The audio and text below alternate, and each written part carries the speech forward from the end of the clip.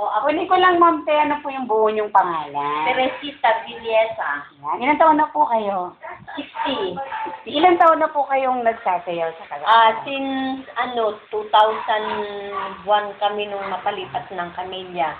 Tapos nung mag-move kami dito is 2003, 2004. 4 yata kami nung nandito, oo. Okay. Tapos nag-start kami dito is 2007 ba yung nung mag-start kami dito na nag-karakol na kami. 2009. 2009 nag-start kami dito. Almost Pero noon 12. ako 2001 nag-start na ako doon sa Camilla nung kami inandun pa. Ay nung mag-move na kami dito, meron ng organized na karakol. Ako rin uli ang naandyan.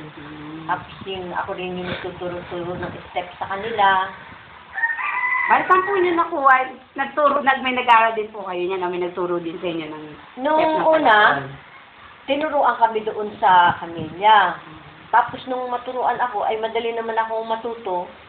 Dahil lang marunong na rin talaga ako ng mga step. Ako na ang pinabayaanan nila na nagtuturo. Every year kami noon. Hanggang sa yung napapunta na ako rito, ayun na. Anong music po ang ginagamit sa Kalakal? Yung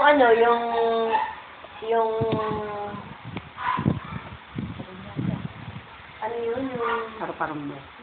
may parang bukid, mayroong karinyosa, mayroong lahok-lahok yung aming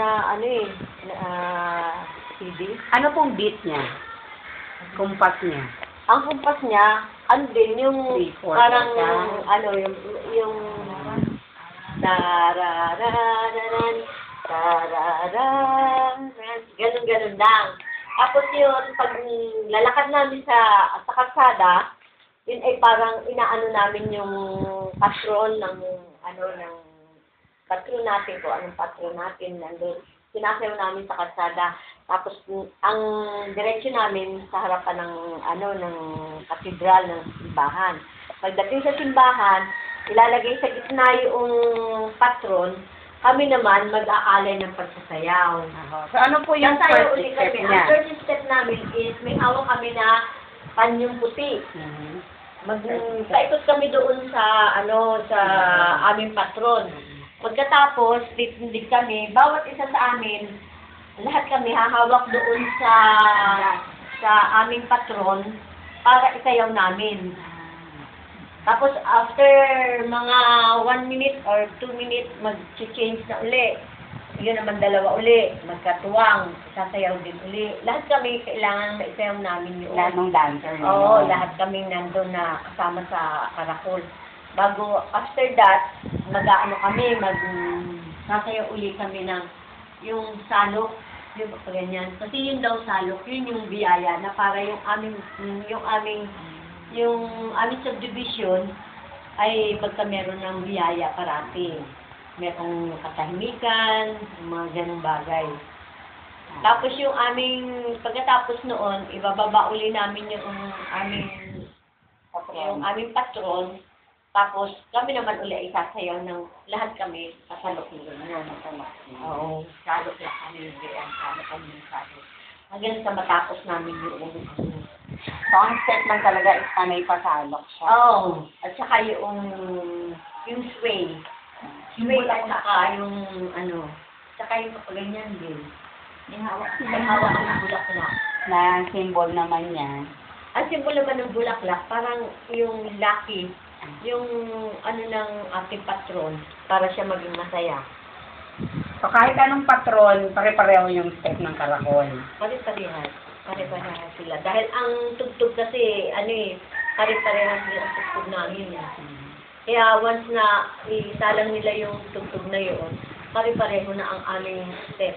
Lahat, kahit karakol ng City Homes, karakol ng Mary Homes, karakol ng Pusong Buaya, Pasong Buaya, karakol ng Camilla, karakol ng Meadow Park, lahat kami pare-parehas ang step.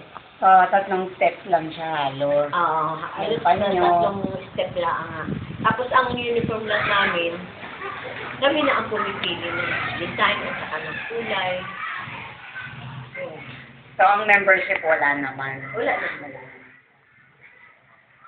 Bakit po hindi siya, katulad niyo po, almost 10 years na, 12 years na Oo. nagkakaroon. Sa mga pamangkin niyo po, walang nag-handle down yun. Hindi po nagsabi. Wala. Kasi ang mga pamangkin ko, taga Mindoro, ando na alis lahat sa Mindoro. Kami lang mag-inaamaan dito. Tapos yung aking mga apo, yung mga apo ko naman, yung tatlong babae, yung kasama namin parati sa Fatima, tapos pagka, kwarto sa simbahan, sila pinaalam ko sila, ibigak ko silang masanay ng ganun. Ginaguide namin siya, kasama namin. Sabi ko pa, sasayawin ko nga si Mother Marinias. Ayan, kailangan daw yung talagang, yung meaning ng bawat Oo, step. yun. Yun. Yung pagkabubuhatin ng andas, kasi yung birhen, Oo. o yung patron, nasa andas yun, Nasa nakahoy andas na yun, gano'n. oo, nakapatong. Tapos bubuhatin yun ng dalawa, tapos isasayaw ko gano'n. Sinasayaw namin yung ganyan. Ayute. Sinasayaw namin ganyan. Ano naman po yung panyo? May panyo kayong ginagamit. Papuri. Papuri lang Papuri. namin. Yung paikot kami. Meron kami parating panyo na puti. Puti ang ginagamit namin. Tapos yung May bulaklak din kami. may bulaklak yung gano'n. Yung parang pagbibigay, po tayo. Gano'n. Tapos yung pagsalo, yung pag-ano ng masaganang ari. Oo, yun. Sasalukin mo, standard mo sa mga Ganyan. naman. So, ganyan ang aming. Ganyan. May. Yan, so ganyan. Yan yung sa flower. Tapos sa patron naman, So, ganyan lang. Ganyan lang kami. so hindi lang talaga yung nasa unahan ng humahawak ng patron habang nagsasayaw kayo. Dalawa lang. Pero pag nilagay na dun sa Sa gitna. lahat ng dancer kailangan Oo, hawak. papaikutan. Punta namin. Kasi yung dalawa, habang ano sa Pare. palsadan yun sa Bunsod Division, dalawa yun, nagpapalitan dahil mahaba yung lalaki. Oo. Panay Kawawa lalaki. naman. Hindi, kami rin. Kami na dancer team. Kami mga, kami mga Walang karating. lalaking bubuhat. Walang lalaki na nagbubuhat. Kami, parang yun ay yung parang yung sacrifice namin, yung pag-aalay namin na tiis lang dahil naglilingkod kami sa Panginoon. Ang ganun. Parang panata namin, kung binapanata namin na maging maganda ang bunga namin ng aking mga anak ay maging maganda ang buhay. Kahit mawala na tayo, no? Basta maganda ang ano. Hindi naman kaya sumasayaw o nagkakarakol ay para lang ito ay sumayaw at mag-ano ng bihis ng iyong mga kimuna na yan. Hindi. Kailangan meron kang panata. Kailangan meron kang binubulong sa Panginoon kung ano yung patron ninyo. Kailangan ay sabihin mo sa Kanya na every year kaya mo ginagawa ito ay para sa unlad na aking mga anak, sa aking karamdaman. Kung may karamdaman ka, maging maganda ang inyong pangangatawan. So, hindi lang siya panata. Hindi lang panata. Talaga. Ngayon, di ba kasi pag nagpapanata rin, kumbaga ay mayroong isang anak na may karamdaman, inaalay nila doon na So, ang karakol is mas malaki yung percentage ng pasasalamat. Dun sa yun. mga... Eh siguro pagka pumupunta ng ubando, nagsasayaw sila para lang ihingi ng mag-anak. Oo. Kaya yung iba, pwede rin sumali diyan sa amin para ipanata rin nila na sana naman meron akong nasikli. Matagal nga lang ang bago ibigay ng Panginoon. Pero may awa ang Diyos, binibigay naman ng Panginoon. May tamang panahon. Oo. Kaya lang hindi agad, paghingi mo ngayon, bukas andyan na. Maghihintay ka pa rin at saka maghihirap ka pa rin, gagawin mo yung tama para ipagkaloob sa iyo. Ngayong February, wala kayong kanya. Wala, October. October. Tapos yan, pagka may fiesta, ini-invite kami. Dayo. Para mapadagdag sa mga tapos para laang dumami ang pag-aalay nila. Pumupunta kami. Mga ilang oras po ang practice ninyo ng karakol? Depende, pagka ganito, pag nag-start kami ng 5 o'clock, nag-tapos kami mga 6:30. Mga isang oras nagtapos. Mga ilang beses sa isang linggo? Mga 2 weeks yun, 2 weeks. Araw-araw? Oo, araw-araw nagpa-practice kami. Bago dumating Kasi yung- meron kami ng mga kasamahan na before mag-fiesta, kumbaga ay 2 weeks before or 1 week before, mga 2 weeks, 2 weeks before, nag-start na kami mag-practice. Kasi may iba naman na sumasali na first timer, hindi pa nila alam ang mga steps.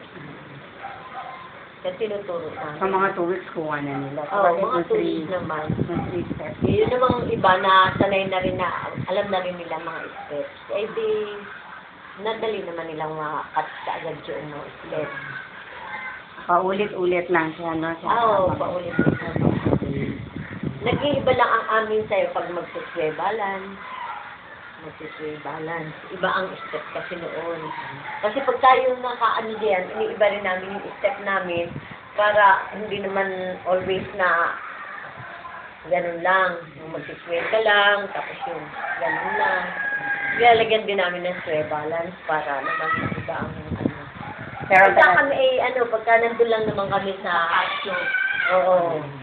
yun ang Pag meron may... naman nasa kalsada, hindi, one step lang ang aming ginagamit kasi yun ay yung paglakad na yung lakad. Hanggang sa lakad lang ng lakad. Ganun.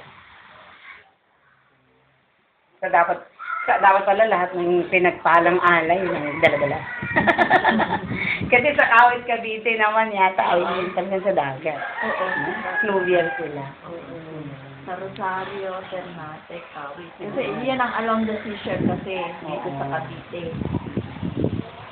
Bakit kayo nag-i-interview ng mga ganyan? Saan ginagamit sa school niyo? Opo. Hindi, yung akin pong kasing pamangkin, dun sa kanilang art appreciation sa UP, ay kailangan merong isang lugar na original na hindi pwede pang gayahin, na hindi nagagaya pa sa ibang lugar. Ay, oo. Yun. Sa Cavite kasi nag-originate ang karakol. Ay, nung nakita nung professor na presenta nila, yung nakadilaw nun, Oo. sabi niya, bitin pa ako. Kailangan ko ng maraming information. Ay, sa tingin ko, nag-doctoral degree yun. Sa Pasong Buhaya nung namatay yung